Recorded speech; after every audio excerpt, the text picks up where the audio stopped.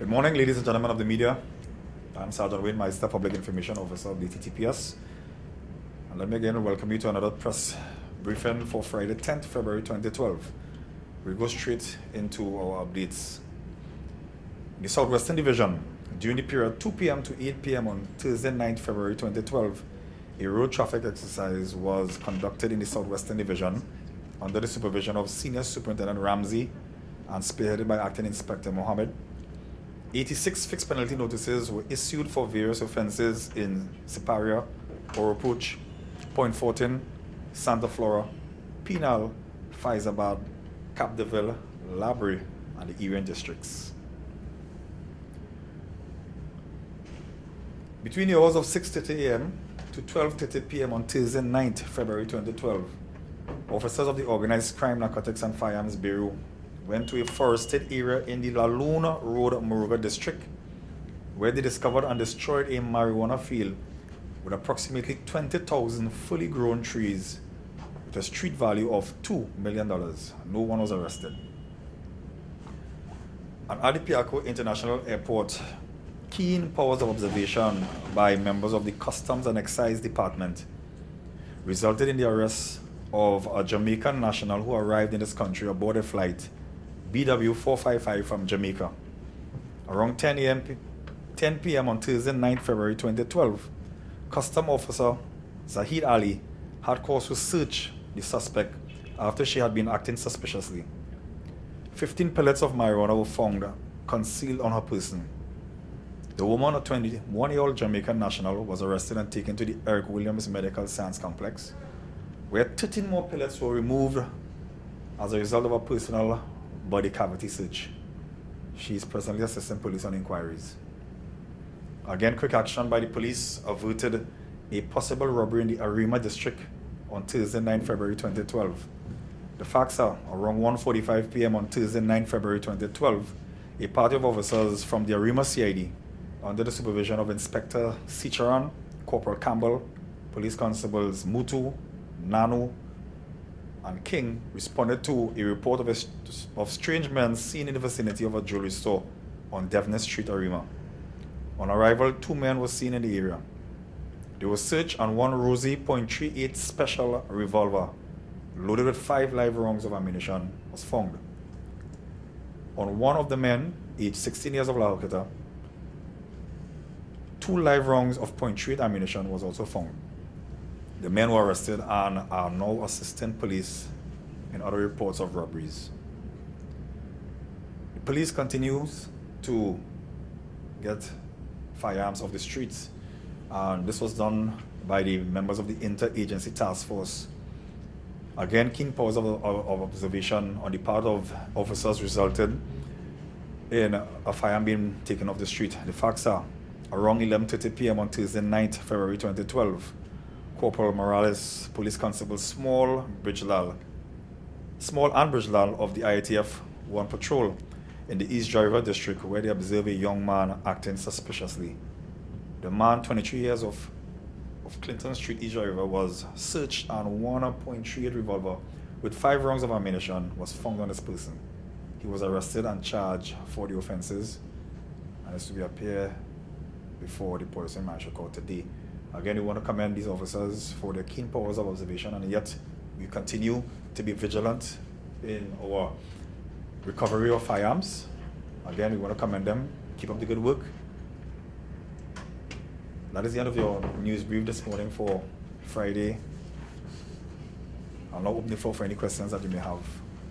Good morning, Sergeant Meister. Good morning. By chance, do you have any comment on the switch at Newsy's office yesterday?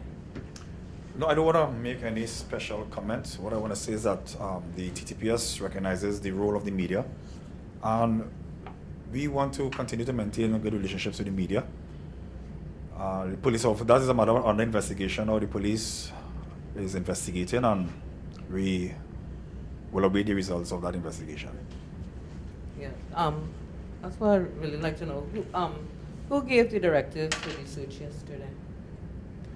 Again, I won't want to comment on that matter. The matter is under investigation, so I will refrain from commenting. That is it. This is the second media house in recent times that have been raided by the police service. Some members, well, the Media Association is a bit peeved by this and see it as a threat on freedom of the press. How does the TTPS respond to this? Well, I can tell you it should not be seen as such. Our matter has come up for investigation, and remember, the members of the Trinidad and Tobago Police Service, one of our roles and function is to investigate. So we are just performing our duties. As far as I understand, what they wanted was to get the source from the reporter, and that is one critical thing in freedom of the press. Don't reveal your sources. So how then do you reconcile that with you're not interfering with the freedom of the press? Well, it will be premature for me to comment on that aspect, since I'm not privy to the entire arrangements with the investigation. So we'll allow the investigations to continue, and we'll see what takes place from there. Do you have any idea as to the timeline or the deadline for the investigations? No, I don't have the timeline.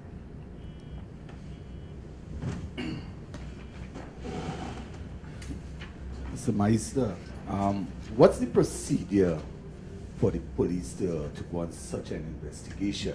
Normally one needs to get warrants. We heard nothing about warrants. When you start to demand that a media person give their source, then a special warrant or some special legislation is needed. You need some authority from the court. What was done in that area? I mean, how, as it is, the media under threat? Well, let us not jump to conclusions.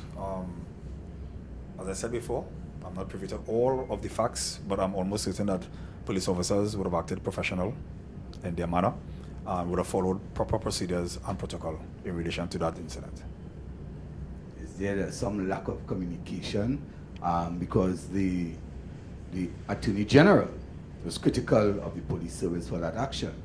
Is there some lack of communication between the police service and those in authority, namely probably the Minister of National Security, who should have passed on that information?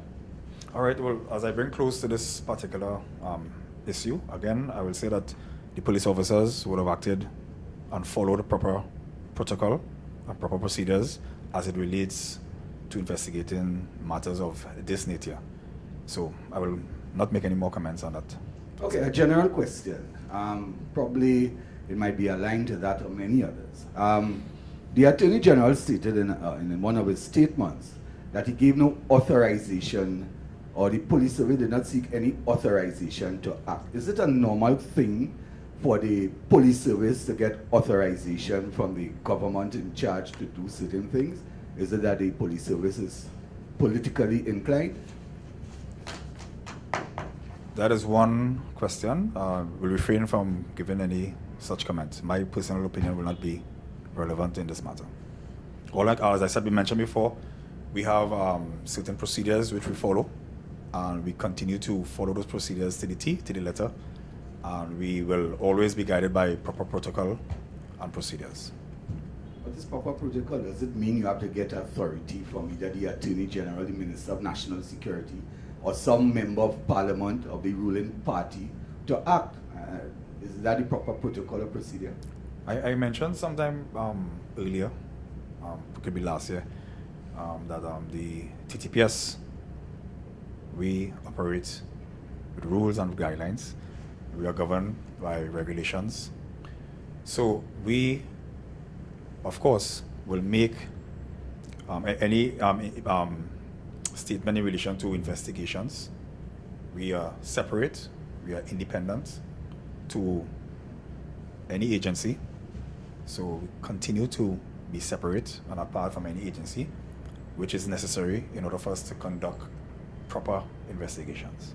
So the Attorney General is wrong in saying or alluding to the fact that the police service seek no authority from them to do this particular act? Is it that the Attorney General is wrong? And in closing, I will say that the members of the TTPS conducted their investigations in a professional manner. They followed proper procedures and proper protocol as it relates to that particular incident. I'll take one more question, not relating to that incident.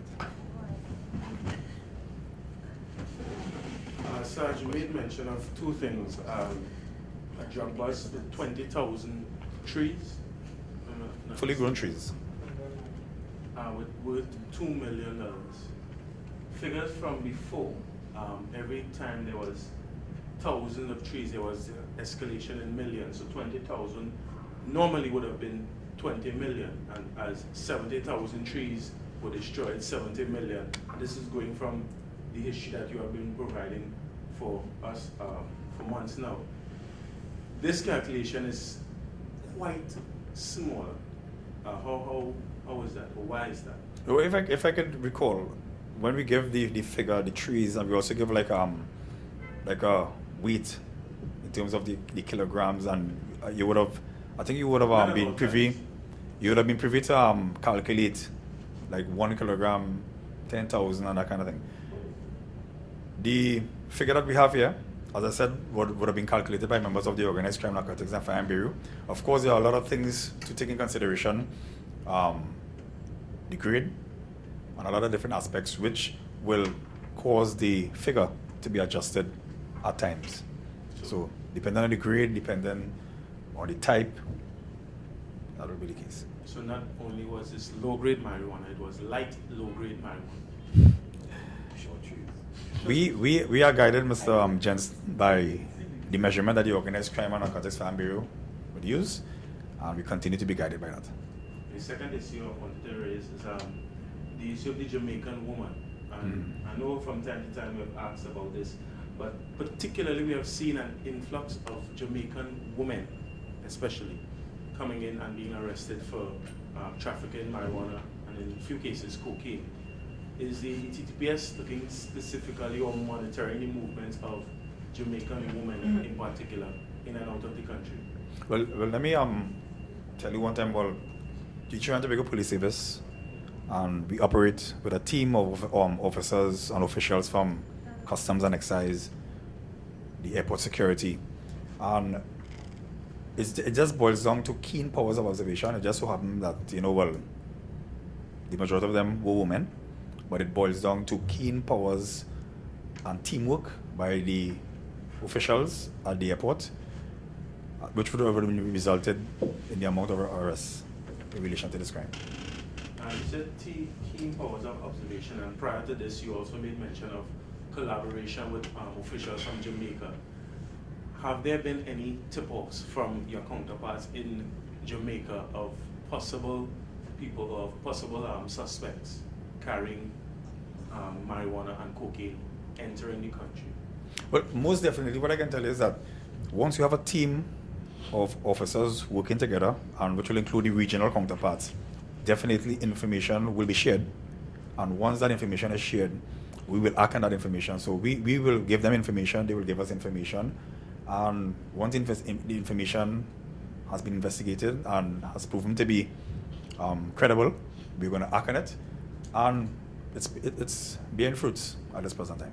No, not in this case, but in cases before, have information from the Jamaican side yield success in arresting and later conviction of Jamaican nationals entering the country with marijuana? Well, I'm almost certain, most definitely. And we also have given them some information of Trinidadians possibly entering Jamaica with whatever they are entering. Well, once there's the information that will support such claim. And for further reference, do you know of how many, or if any, Trinidadians have been arrested in Jamaica for similar offenses? I'm not privy to that information right now. Just one more. You all, well, over the past few weeks, we have announced preparation. Some of us have gone to preparations where you are preparing for Carnival. As of today, the show Carnival goes until Ash Wednesday. Right. Every day from today has something on. Wednesday we had an incident in Woodford Square where you had Marshall, you had thousands of people, and the pickpocketers made a meal of it. When can public Trinidad and Tobago, the citizens of Trinidad and Tobago, can we expect to see your officers, your whole contingent of officers and crowd control and those who are manning the streets out, not just as they're out normally, but that whole contingent that has prepared for Carnival how soon can the citizens of Trinidad and Tobago expect to see them out in the streets? Well, what I can tell you is that the members of our public order team, they are always on standby. They are always on standby. So if there's an incident which poses a threat to escalate, they're just a phone call away, and within minutes, you'll be able to see our team of officers. You won't generally see our Guard and Emergency Branch team as how you'll see the regular officers on patrols, because they are always on standby to support our officers on the ground. You know, I was led to generally assume that part of the police motto is to prevent crime.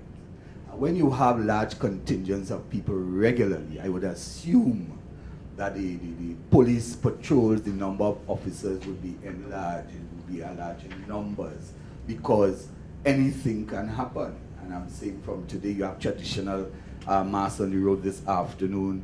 You know, you have thousands of people again on the road. Pickpocketers would be there. And all kind of things could happen. And you go on through the whole week into Ash Wednesday, and that's how it's going, right? And I'll show you that you will see our officers.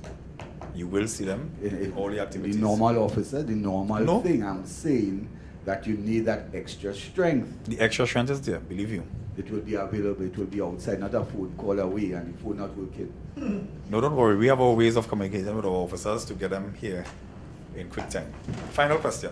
Yes, sir. It's a four-part question.